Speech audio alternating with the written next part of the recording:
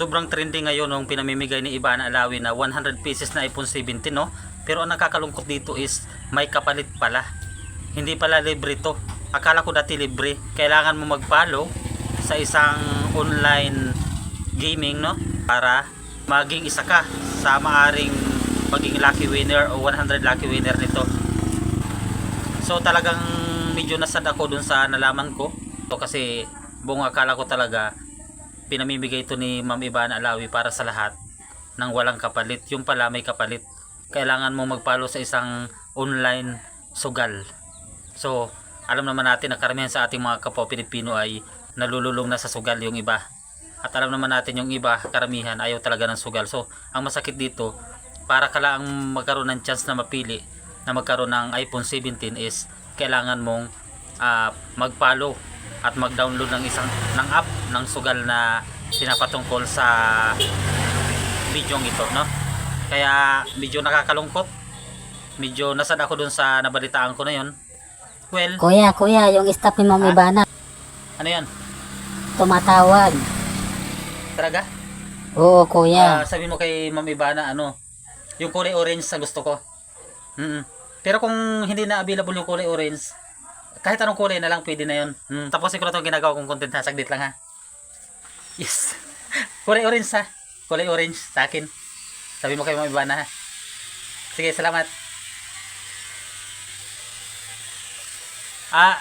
Anyway, mga idol, no? Kasi yung sinasabi nila na kailangan mo mag-follow, diba, sa isang online sugal. Nasa sa atin naman yung mga Pilipino kung magsusugal ka o hindi. Pwede ka naman mag-follow dyan, pero pwede ka rin naman hindi magsugal, diba?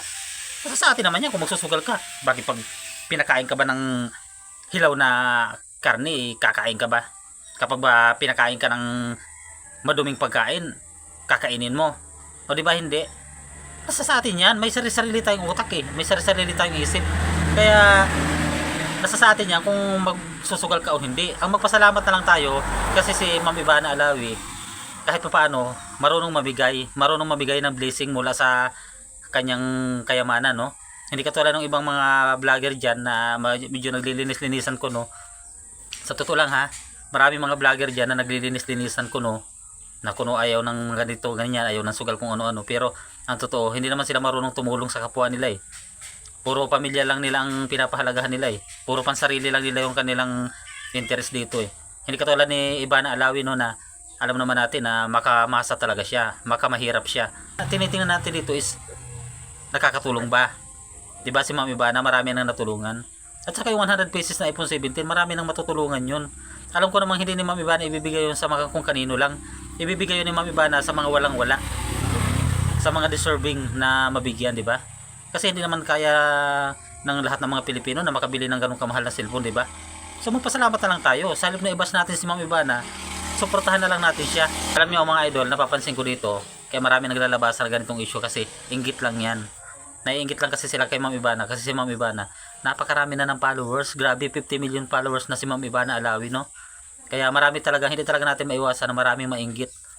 Kaya dapat ano lang tayo, yung magpakatotoo lang tayo sa ating mga sarili.